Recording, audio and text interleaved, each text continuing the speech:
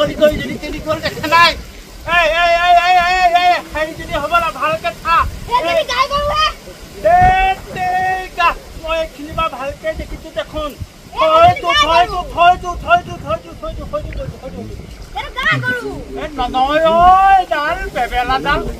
পৰম্পৰা ৰক্ষা কৰি নিজৰ ল'ৰাটোৰ বিয়াখন পাতিবলৈ ওলাইছে ছাৰে ঠিকেই ভাবিলে কিন্তু ছাৰৰ ল'ৰাটোৱে ছাৰে ভবাৰ দৰে নিজৰ বিয়াখন নাপাতে আধুনিক ধৰণেৰে পাতিব এফালে হাতত প্লেট লৈ থিয় হৈ চাহাবি ঢঙেৰে খাবলৈ দিব আৰু আনফালে নাচি নাচি গীত বজোৱা মানুহ কলিকতাৰ পৰা আনিব হেঁপা ঢোল বজালে হেনো বৰ বেয়া দেখা হ'ব ইয়াকে লৈ বাপেক পুতেক হালৰ মোৰ সন্মুখতেই তৰ্ক মোৰ আৰু বুজিব বাকী নাথাকিল আহিব ধৰোঁতে কিতাপ পঢ় এই কিতাপত আমাৰ গৰু চৰাই কথাবিলাক নাই গেলেও আৰে নাই বুলি নাই কৈছোৱে দেখোন তো নাই যদি এইবিলাক কিতাপ পেলাই দে সেইবিলাক কথা যদি নাই এইবিলাক কিতাপ পেলাই দে কি দৰকাৰ তই চুপচাপ মাৰি শুনিও ভাতনি মোৰ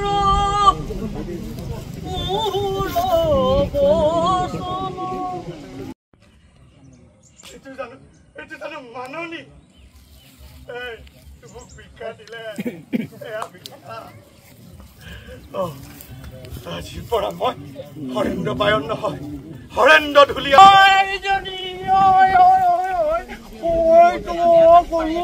মৰাটো দেখিছনে এইপিনে বেবেঙলৈ যাওঁ হয়তো থাচোন থা ভালতে থা হয়নে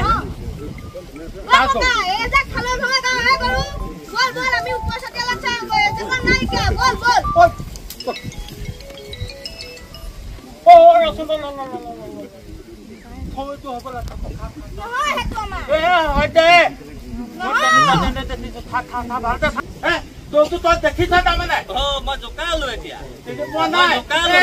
ফাটি দিম বাকী তই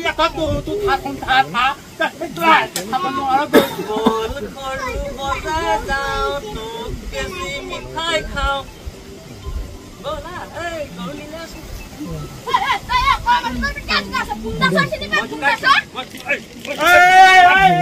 কি লগাইছ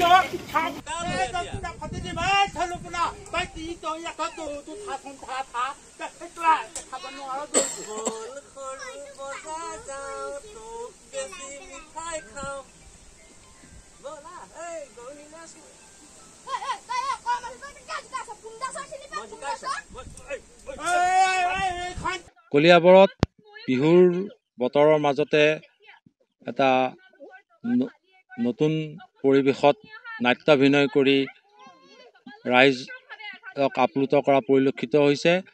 কলিয়াবৰত প্ৰথমবাৰৰ বাবে মুক্তাংগনত দুখনকৈ নাটক মঞ্চায়ন কৰা হৈছে। এখন হৈছে প্ৰয়াত কুসুম বৰাদেৱৰ ৰেঙনি, স্থানীয় শিল্পীসকলে মঞ্চস্থ কৰিছে, আৰু আনখন হৈছে মঙলদৈ জেংৰাই নাট্যগোষ্ঠীয়ে পৰিৱেশন কৰিছে। আপোনালোকে প্ৰত্যক্ষ কৰিছে এনেদৰেই কলিয়াবৰ বৰিগাঁৱৰ বকুলতলত দুখন মুক্তাংগনত দুখনকৈ নাটক মঞ্চায়ন কৰা হৈছে। কলিয়াবৰত প্ৰথমবাৰৰ বাবে এনেদৰে মুকলিকৈ আধুনিক শব্দ পোহৰ ব্যৱহাৰ নকৰাকৈ মুক্তাংগনত নাট্যাভিনয় কৰা পৰিলক্ষিত হৈছে। দুখনকৈ নাটক মঞ্চাভিনয় কৰা হৈছে এই মুক্তাংগনত। এনেদৰে দৰ্শকসকলেও পথাৰতে বহি নাটক উপভোগ কৰিছে। আমাৰ লগত এগৰাকী নাট্যকাৰ অভিনেতা আছে, তেখেতৰ পৰা জানিম কলিয়াবৰত প্ৰথমবাৰৰ বাবে এনেদৰে মুক্তাংগনত নাট্যাভিনয় কৰা হৈছে, আপোনাৰ অনুভৱ কি? এইটো সুন্দৰ প্ৰচেষ্টা। ইতিমধ্যে প্ৰসন্ন শৰ্মা, মুৰলী বৰা তেওঁলোকৰ নেতৃত্বত এই প্ৰচেষ্টাটো আৰম্ভ হৈছে। এনেকুৱা আমি নামনি অসমত শুনিবলৈ পাওঁ, শুক্ৰেশ্বৰ ৰাভাই এনেকুৱা ধৰণৰ নাটকৰ আৰম্ভ কৰিছিলে। গতিকে আমাৰ কলিয়াবৰত এনেকুৱা আমি দেখা নাই, কিন্তু এতিয়া আমাৰ প্ৰথম আজি বকুলতলত এই দুটা কাৰণে ভাল লাগিছে। এটা হৈছে আমাৰ প্ৰয়াত কুসুম বৰাদেৱৰ নাটক ইয়াত মঞ্চস্থ হৈছে, আৰু আমাৰ হৰেণ শৰ্মাৰ দেৱৰ আজি 95 বছৰীয়া জন্মদিন পালন কৰা হৈছে। দুইটা উল্লেখনীয় কথা। আৰু তাৰ লগতে আমাৰ নাট্য মঞ্চ, আজি মই সুন্দৰ নাটক আমি চাই উপভোগ কৰি আছোঁ। গতিকে নাটক সাহিত্যৰ হৈছে এটা মূল উদ্দেশ্য আনন্দ দান। গতিকে আজি আমাৰ দৰ্শকে কোনো লাইট, চাউণ্ড, মিউজিকৰ কোনো নথকাকৈ মুকলি আকাশৰ তলত আমি গছৰ তলত ষ্টেজত আমি সুন্দৰভাৱে আমি উপভোগ কৰিছোঁ। মই ভাবোঁ এইটোৱে সাহিত্যৰ উদ্দেশ্য আৰু নাটকৰ উদ্দেশ্য হ'ব লাগে। হয়, এনেদৰেই দেখা গৈছে এতিয়া মুকলি আকাশৰ তলত বহি মুক্তাংগনত পৰিৱেশন কৰা নাট এই সকলো দৰ্শকে উপভোগ কৰিছে। কলিয়াবৰৰ বাবে প্ৰথমবাৰৰ বাবে এনেদৰে নাট্যাভিনয় কৰা হৈছে। মুকলি আকাশৰ তলত দৰ্শকে বহি নাটক উপভোগ কৰিছে। মুক্ত মঞ্চত নাট মঞ্চায়ন কৰা হৈছে। আশা কৰোঁ আহি থকা সময়বোৰত নাটকৰ এই গতিটোৱে সমগ্ৰ অসমৰ নাট্য জগতকে নতুন মাত্ৰা প্ৰদান কৰিব। আহি থকা সময়বোৰত এনেদৰে মুক্তাংগনৰ নাট্য পৰিৱেশৰ মঞ্চায়ন কৰা নাটকে দৰ্শকে আদৰি ল'ব। বকুলতলত বিয়লি বেলা এক অনন্য অনুভূতি। এনেধৰণৰ অনুষ্ঠান কলিয়াবৰত ইয়াৰ আগতে হোৱা নাই, এই পোনপ্ৰথমভাৱে হৈছে। কৰুণাময়ী আত্মসহায়ক গোটৰ উদ্যোগত প্ৰথমতে আৰম্ভ কৰিবলৈ বিচৰা হৈছিলে। এই এলেকাটো এটা ঐতিহ্যপূৰ্ণ এলেকা। আপোনাৰ খবৰ জ্ঞাত যে কলিয়াবৰৰ আত্মাৰাম শৰ্মা সকলোৱে জানে। অসমত আত্মাৰাম শৰ্মা বাইবেলখন অসমীয়ালৈ অনুবাদ কৰিছিলে।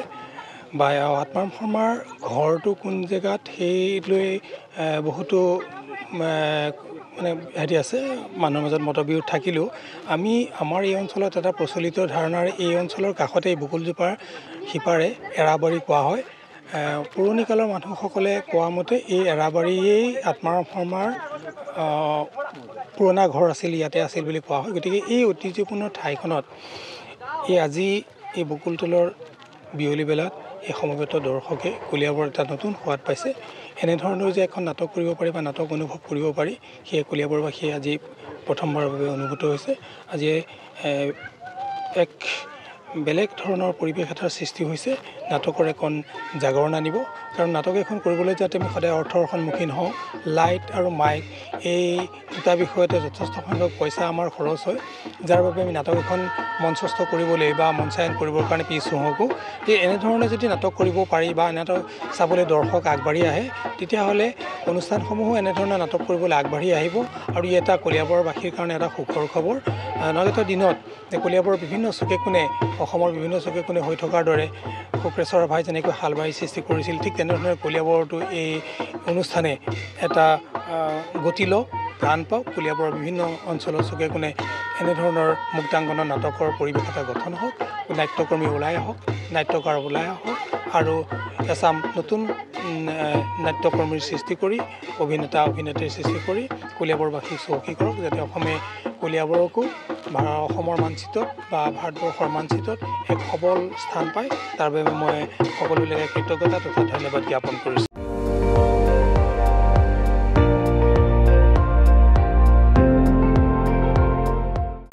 আপুনি চাই আছে ND24, সৰ্বশ্ৰেষ্ঠ নহয় সৰ্বোত্তমৰ দৌৰ।